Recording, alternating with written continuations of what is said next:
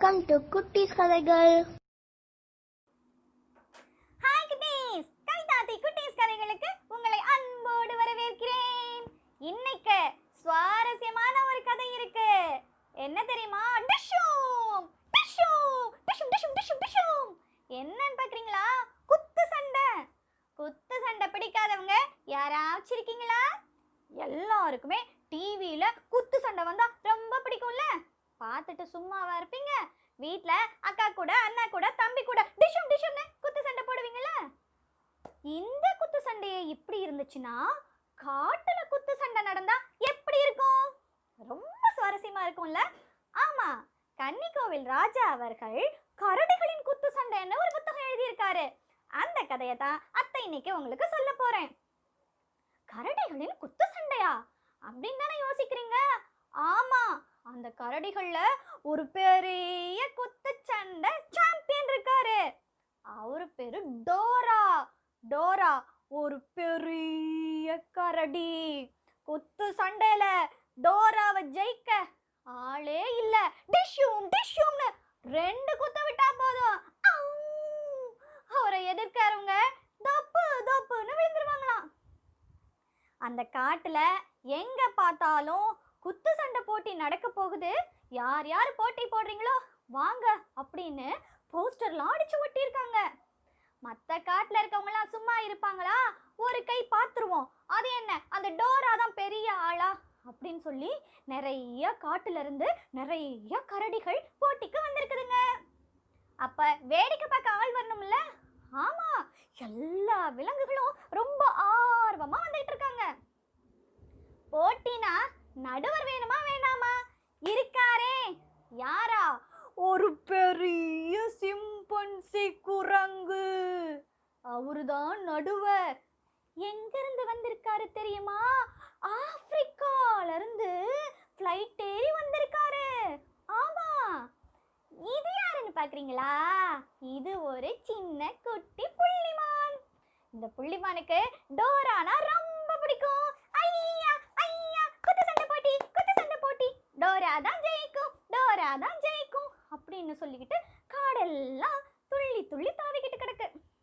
ஆமா, நான் டோரா தான் ஜெயிக்கும்னு சொல்றேன், யாராச்சும் பந்தயம் கட்ட வரீங்களா அப்படின்னு கேட்டா யாருமே பந்தயம் கட்ட வரல. ஏன் தெரியுமா? எல்லாருக்கும் தெரியும் டோரா தான் ஜெயிக்கும்னு. எல்லாருமே டோரா டோரான்னு சொல்லிக்கிட்டு இருந்தா அந்த டோரா சும்மா இருக்குமா?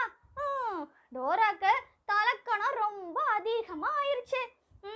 என் கூட போட்டி போட யாராவது இருக்கீங்களா? நான் தான் குத்துச்சண்டை சாம்பியன் அப்படின்னு சொல்லிக்கிட்டு ரொம்ப ஆணவமா அந்த காட்டுல சுத்திக்கிட்டு இருக்கா. போட்டி நடக்கிற நாள் வந்துருச்சா?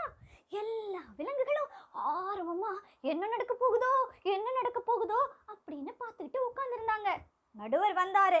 போட்டி ஆரம்பிக்கலாம் அப்படின்னு. எப்படி தெரியுமா திட்டம்? 2 கரடிகளா போட்டி போட சொன்னாங்க. அதுல ஜெயிக்கிற கரடிகளை எல்லாத்தையும் கடைசியில மறுபடியும் 2 கரடிகளா போட்டி போடணும். அப்புறம் அதுல யாரு ஜெயிச்சு கடைசியா வர்றாங்களோ அவங்க தான் டோரா கிட்ட போட்டி போடணும். போட்டி ஆரம்பிச்சிருச்சு. துருவ கரடி, சின்ன குட்டி கரடி, ஒரு பழுப்பு கரடி, ஒரு கருப்பு கரடி அப்படின்னு விதவிதமா கரடிங்க எல்லாம் போட்டி போட்டு ஜெயிச்சவங்க எல்லாம் கடைசியா போட்டி போட்டு கடைசியில இறுதி சுற்றுக்கு அந்த கருப்பு கரடியும் நம்ம டோரா கரடியும் வந்தாங்க. பயங்கர அமைதியா இருக்கு காடு. என்ன நடக்க போகுதோன்னு எல்லாரும் பார்த்துக்கிட்டு இருந்தாங்க. போட்டி ஆரம்பிச்சுதா? சிம்பன்சி நடுவர் 1 2 3 சொன்ன உடனே நம்ம டோரால ஓங்கி ஒரு குத்து டிஷும், அப்படியே இன்னொரு குத்து டிஷும். அவ்வளோதான், அந்த பெரிய கருப்பு கரடி இருக்குல்ல தப்புன்னு விழுந்துருச்சு. மூச்சே வரல. என்னாச்சோ ஏதாச்சோன்னு எல்லாரும் பதறி போயிட்டாங்க. எங்கிட்டயே போட்டியா? போட்டி ஒரு சுவாரஸ்யமே இல்லாம போச்சு. 2 குத்துல இப்படி சுருண்டு விழுந்துட்டா என் வீரத்தை நான் எங்க போய் காட்டுறது அப்படின்னு டோரா கரடி ரொம்ப மாமாதையா பேசிக்கிட்டு நின்னுச்சு.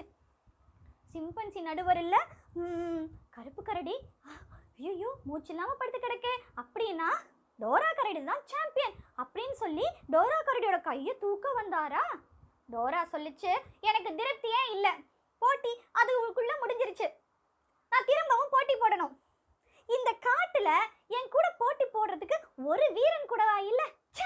என்ன அசிங்கம், இந்த காட்டுலயா நான் வாழ்ந்துகிட்டு இருக்கேன்.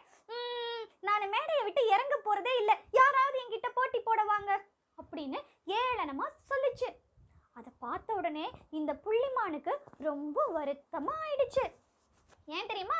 என்னடா அது, டோரா கரடி மேல நம்ம இவ்வளோ ஆசை வச்சிருக்கோம், அதுதான் சாம்பியன் நம்ம இவ்வளோ சந்தோஷமா சொல்லிட்டு இருக்கோம், அது என்னடானா நம்ம எல்லாரையும் பார்த்து ஒருத்தர் கூடவா வீரம் இல்லை அப்படின்னு கேவலமா சொல்லுதே, என்னதான் செய்யறதோ அப்படின்னு அங்க இருக்க விலங்குகள்லாம், ஏய் போட்டிக்கு நீ போறியா, நான் போறியா, நான் போறேன், இந்த பேச்சை என்னால கேட்க முடியல, இந்த அவமானம் எனக்கு தேவையில்லை அப்படின்னு கரடி புலிஸ் எல்லாம் போட்டி போடுறதுக்காக தயாரானாங்க. அப்போ நடுவர் சிம்பன்சி இல்ல டோரா கரடியை கூப்பிட்டு சொன்னாரு, டோரா நீ செய்யறது ரொம்ப தப்பு, கடவுள் உனக்கு நல்ல பெரிய உடல் அமைப்பையும் பலத்தையும் கொடுத்திருக்காரு, ஆனா நீ மற்றவங்களெல்லாம் இவ்வளோ ஏளனமா சொல்றியே, இந்த காட்டிலேயே வாழ்ந்துகிட்டு யாருக்குமே பலம் இல்லைன்னு இப்படி கிண்டல் பண்றியே, இந்த வார்த்தையை தாங்க முடியாம ஏதாவது ஒரு சின்ன விலங்கு உன் கூட போட்டியிடணும்னு வந்ததுன்னு வச்சுக்கோ, நிச்சயமா அந்த விலங்கு உன்கிட்ட தோல்வி அடைஞ்சிரும். ஆனா எப்போ தைரியமா உன்னை எதுக்கணும், உன்னோட சொல்ல கேட்க முடியாம உன் கூட போட்டி போடணும்னு அது முன்னுக்கு வந்ததோ அந்த நொடியே அது ஜெயிச்சதா தான் அர்த்தம். ஏன்னா அதோட மன வலிமை பெருசு. உன்னோட உடல் வலிமையால நீ ஜெயிச்சா கூட அது வெற்றி ஆகாது. உன்னுடைய ஏளனத்தை நீ நிறுத்திக்கோ அப்படின்னு அறிவுரை சொன்னது. அதை கேட்ட உடனே டோராக்கு தன்னோட தவறு புரிஞ்சு போச்சு. சச்சோ, இவ்வளவு மடத்தனமா நான் நடந்துக்கிட்டனே, என்னை வாழ வைக்கிற இந்த காட்டை பார்த்து இப்படி கேவலமா ஏளனமா நான் பேசிட்டேனே, என்னை எல்லாரும் மன்னிச்சிருங்க. என்னோட திறமைய நீங்க எல்லாரும் இவ்வளோ அங்கீகாரம் பண்ணினீங்க, ஆனா அது புரியாம நான் தான் தலைக்கணத்தால அழிய பார்த்தேன் அப்படின்னு சொல்லிட்டு மன்னிப்பு கேட்டுச்சு. அப்ப இருந்து டோரா தான் சாம்பியன். ஆனா டோரா எல்லாருக்கும் பிடிச்ச சாம்பியன். அது மட்டும் இல்ல, இந்த புள்ளிமானுக்கு ரொம்ப பிடிச்ச குத்துச்சண்டை சாம்பியன் டோரா. குட்டீஸ், இந்த கதை உங்களுக்கு பிடிச்சிருக்கும்னு நினைக்கிறேன். நம்மளுடைய பலத்தால நம்ம வெற்றி வீரர்களாக இருந்தா கூட நம்மளை சுத்தி இருக்கிறவங்களை எப்பொழுதும் ஏளனமா போட்டியிடக்கூடாது. ஒரு போட்டியில நம்மோட இருக்க சக போட்டியாளர்களை நீங்க உற்சாகப்படுத்தணும், அவர்களை எப்பொழுதுமே மதிக்கணும். இந்த கதை உங்களுக்கு பிடிச்சிருந்தா உங்க கற்பனையை கலந்து வேற விலங்குகளை குத்துச்சண்டை போடுவீங்க. கவிதா அத்தை குட்டீஸ் கதைகள் பிடிச்சிருந்தா வீடியோவை லைக் பண்ணுங்க, ஷேர் பண்ணுங்க. கவிதா அத்தை குட்டீஸ் கதைகளை சப்ஸ்கிரைப் பண்ணுங்க. நிறைய கதை கேளுங்க. உங்க கற்பனை திறன் சிறகை விரித்து